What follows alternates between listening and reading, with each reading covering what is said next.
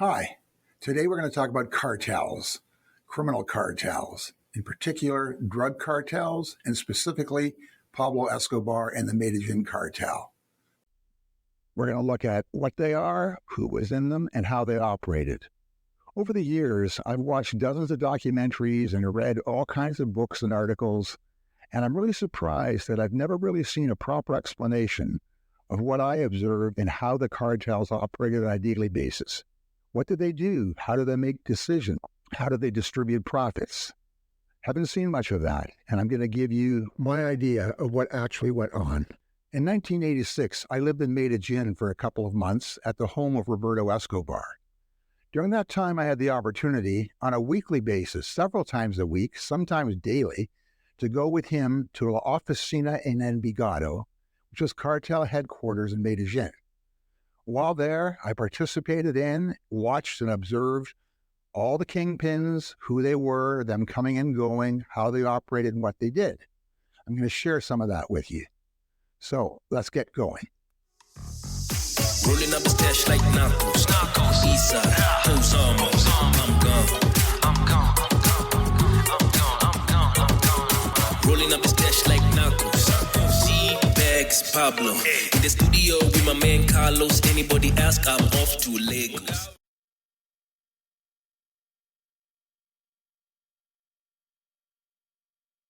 Sometimes it seems like everyone and their brother, or sister as the case may be, wants to say that they were somehow part of the Medellin cartel. Anyone who ever flew for them, sailed for them, met with them, bought something from them, or sold something to them, they all claim that they were friends of the cartel and partners or associates of the group. But it's just not true. The cartel got its beginnings in the late 1970s when Pablo Escobar and his Colombian drug trafficking network, led by him, his cousin Gustavo, and his brother Roberto, joined together with Carlos Lehder and his associate George Jung, who had established a successful smuggling route into the U.S. by flying planes through the Bahamas, where Carlos had actually purchased a small island as his base of operations. During the next few years, they were joined by the Ochoa family, brothers Jorge, Fabio, and Juan David, and to some extent, their father, Don Fabio, the head of the family, and with Jose Gonzalo Rodriguez Gacha, also known as the Mexican. The main reason for the formation of this group and a union of these drug lords was initially just to share resources, and secondly, to unite together against common enemies ranging from other traffickers, the communist M16 guerrillas, the Colombian government, and U.S. authorities. Escobar brought a huge network of government and police contacts. Later, had well-established smuggling routes. The Ochoas refined the logistics and operations of trafficking, and Gacha provided a lot of muscle and military support. They never called themselves a cartel. I don't think they even knew what the word meant. In Spanish, cartel means poster or advertising sign. No, they call themselves the Mafia, mafioso. That's what they modeled themselves after, and that's how they were known in Medellin and in Colombia. They were the Mafia. The word cartel is actually a bit of a misnomer these days. That's the result of something called semantic change, which happens when the usage of a word evolves over time to the point that the common meaning of the word is no longer the same as it was originally intended. And that's kind of what happened to the word cartel. It's been misused to the point that a whole new definition has emerged.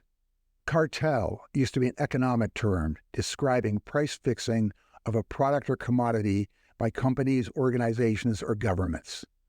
Examples of that would be the OPEC oil cartel or the International Steel Agreement, a steel monopoly in Europe in 1926. And really, the only use of the term drug cartel was to describe pharmaceutical companies that were conspiring to artificially inflate and fix the price of prescription medicines. Until the 1980s, that was really the only and the correct usage of the word. If you look at newspaper and print media archives, you'll see the word cartel, up until that time, was used at most a couple of dozen times a year. Now, that all changed in 1985, when the media and the authorities started calling Pablo Escobar and his group in Colombia the Medellin Cartel. Suddenly, there was a phenomenal increase in the use of that phrase. Through 83 and 84, There was maybe a few hundred mentions a year of Colombian drug smugglers, mostly Pablo Escobar and Carlos Lehder, but nobody referred to them as a cartel. The actual phrase Medellin Cartel showed up for the first time in 1985 when it was used only 13 times, and then 300 times the next year. In 87, it was about 4,600, and it peaked in 1989 when the term was used more than 25,000 times in press and media coverage. Today, the use of the word cartel has expanded to the point that it is used all over the place to describe almost any Latino criminal activity. Drug smuggling, human trafficking, street gangs, kidnapping, intimidation, and extreme violence all are said to be and are described as cartel-related. Now, some people will say, well, sure, they are a cartel. They are involved in price fixing. Believe me, the group in Medellin really wasn't concerned with maintaining the price of cocaine. The price was inflated, it was high, and it had no price erosion at all. The demand was huge, so they didn't need to worry about fixing prices. They got together for other reasons, which is what we're going to talk about. Now, let's have a look at how they operated and what they did. For the rest of this video, we're going to use the word cartel the way it's commonly accepted as describing a Latino or South American drug gang, drug trafficking organization. So let's move forward. By the way, yes, I did get myself a fancy new short haircut. Just got tired of the biker mountain man look, so let's get my cap put on and we'll move ahead from here.